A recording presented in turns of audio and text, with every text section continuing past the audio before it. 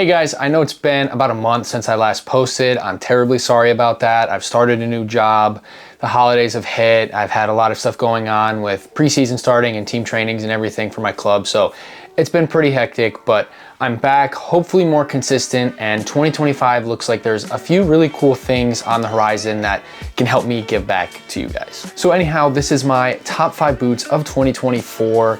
Every boot should have come out in 2024. I believe the honorable mentions, maybe a boot was a year or two old before I got around to testing it. But either way, this is going to be top 5 boots of 2024. In my opinion. Making this list was a little bit hard, and I'm going to do the honorable mentions first. It's in no specific order, but you know I had to do my street gatos. Now, I'm not putting them in the top 5 just because I talk about them way too much, but it probably would have been number 3 on the list had I included these, just because I love this boot so much. Always a good colorway, always performs very well.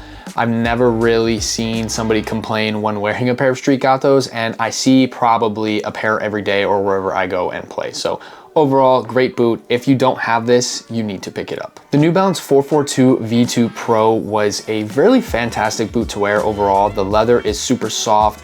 It's one of the last few K-leather boots on the market. I think New Balance might have the only K-leather boot on the market in the United States after this coming cycle of boots. So going to be a boot you're gonna wanna stock up on. Pretty cheap, $130.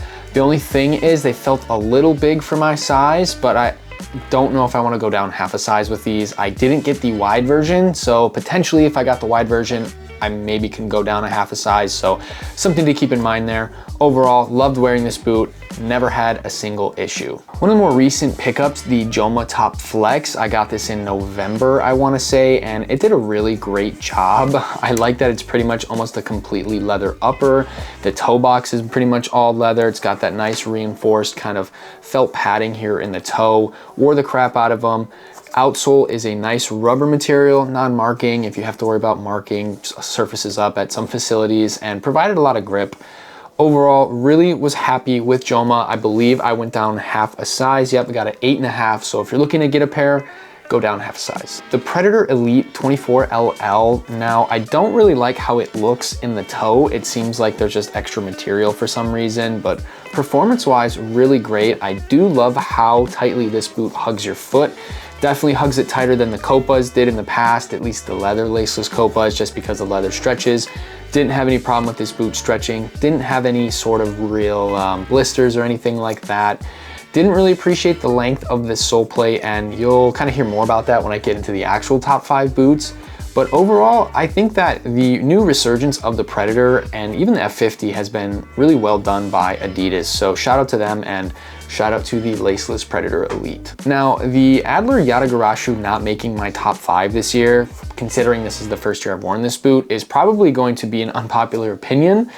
And it even kind of is an unpopular opinion for me as well, but I just don't like it more than I like the Horenzo. And for me, even though I've been wearing this boot on and off the last 5 months, I've worn my Horenzo more than that. And I've had my Horenzos for over a year now. So kind of just didn't really feel like it was top 5. Still a very, very fantastic football boot. Better than most boots these days.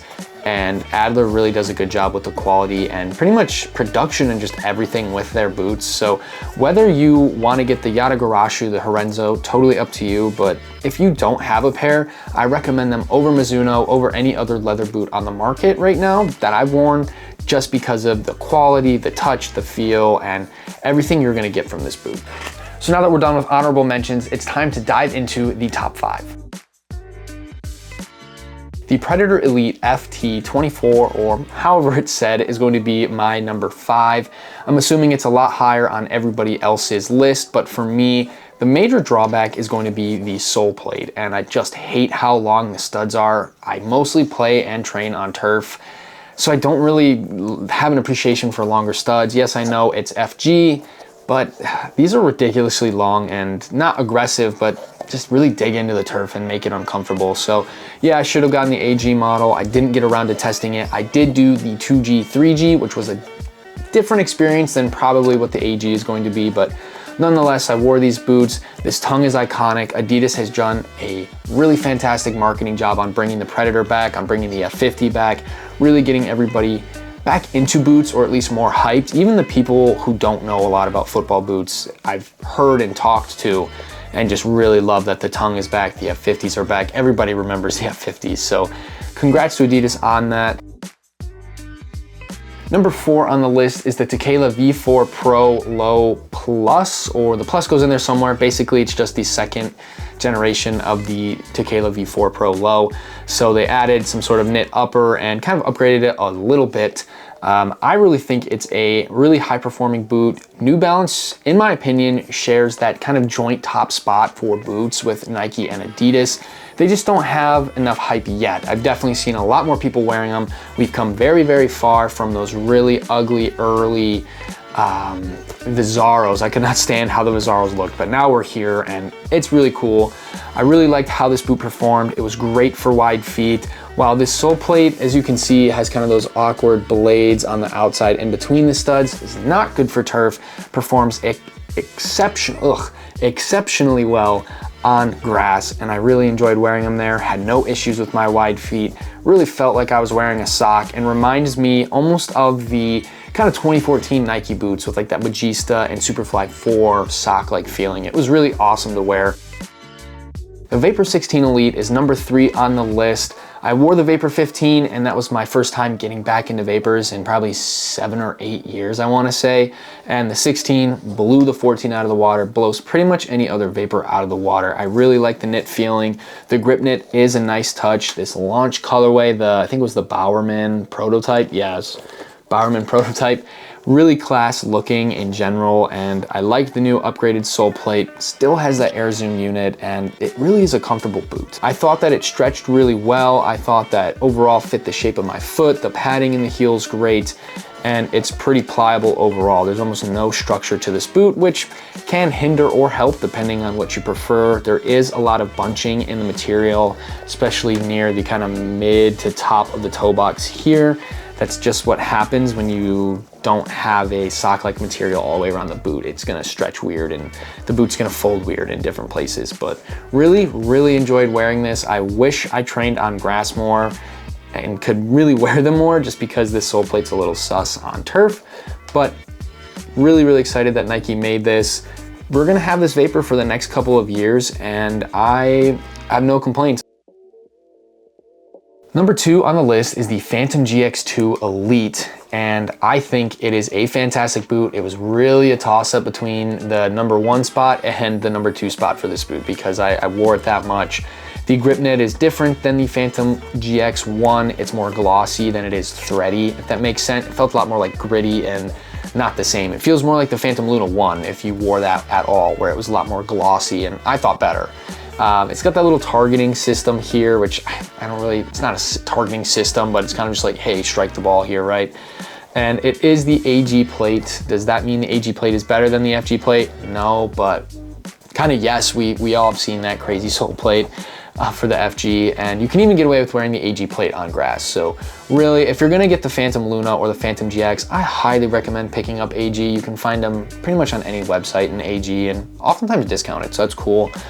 Really like that the lacing system is no longer exposed, and it kind of feels like a comparison video between the GX1 and the GX2, but it's two vastly different boots that really just share grip knit, and this is everything that boot wasn't.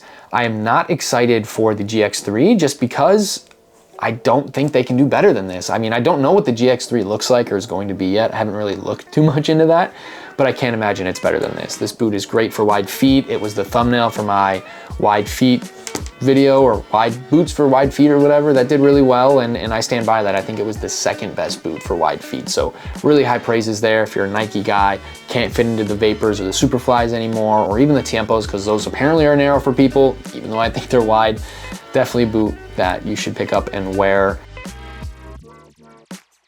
So number 1 on this list is going to be a boot that I went pretty crazy about when I heard it was coming out. Same with pretty much everybody else I know who's a boot head, and that is the Adidas F50.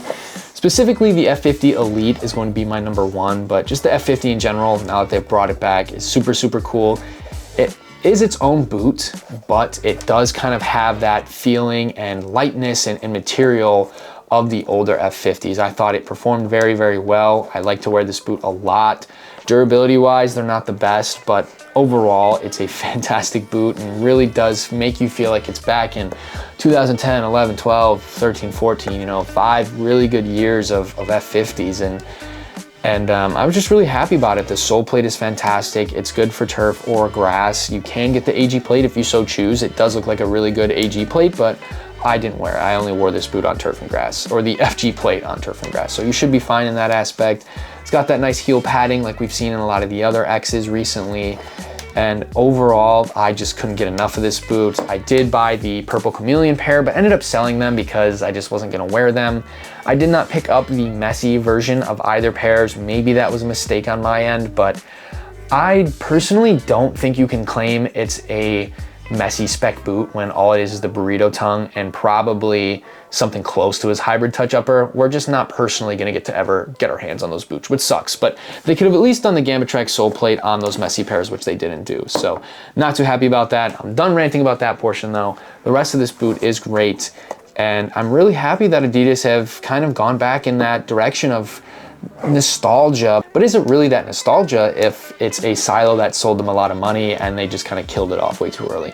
Probably still yes, but overall, they're killing it with their marketing strategies. The F50 is a goated boot. The OG pairs will always be better, at least most of them, than this boot. But in terms of a modern boot that you get to feel like you're wearing your favorite F50s again, this is probably as close as it's going to get. So that was my top 5 pairs of boots for 2024. Let me know how wrong I got this list, because I'm sure there's not many people who agree. Really curious to hear what your guys' top 5 boots are. If you guys like football boot reviews, facts, videos, anything like that, please make sure to check out the YouTube channel.